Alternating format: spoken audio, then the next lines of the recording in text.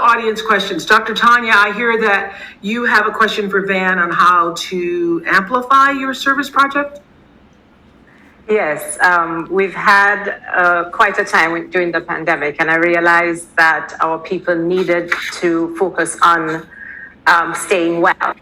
And I will be launching a movement called Caribbean Spark to really prioritize, help people prioritize health and well-being.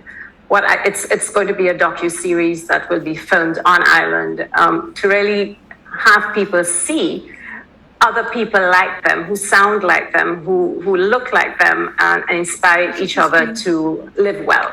What I'd like to know is how best can we reach our people, bearing in mind that we've just gone through a pandemic and our mental health has been affected. I'd love to hear what Van would advise he'd give on that. Let me ask a couple of questions. You said you're doing a docu-series. Have you already figured out how it's going to be distributed, or are you still in the phase of kind of filming it and producing it?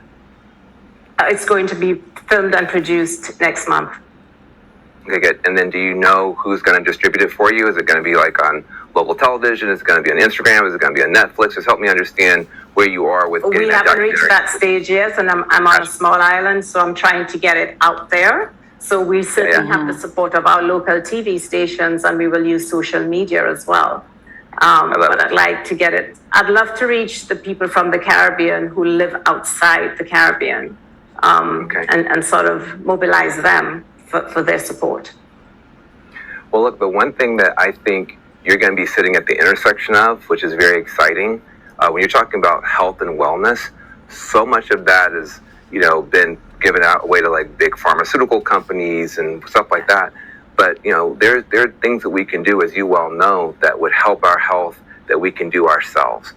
And there are smaller companies who are, have health and wellness products and services and information and drinks and they don't get any attention.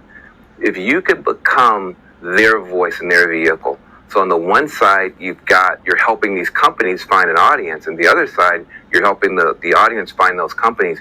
You begin to play a very important role.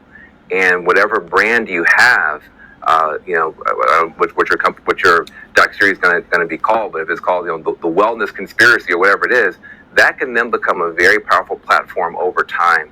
I think it's so important that those of us who are in the do-gooder professions, there are businesses, there are companies, there are people out there who are trying to make a living, making positive impacts. They don't have enough support. So if you can be that bridge, I think now you're bringing sponsorship dollars to the table.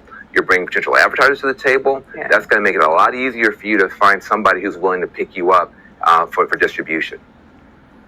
Thank you. Well, every single one of us knows how to help. Thank you so much. Every single one of us knows how to help. That is our life assignment. We just have to get still and do the work.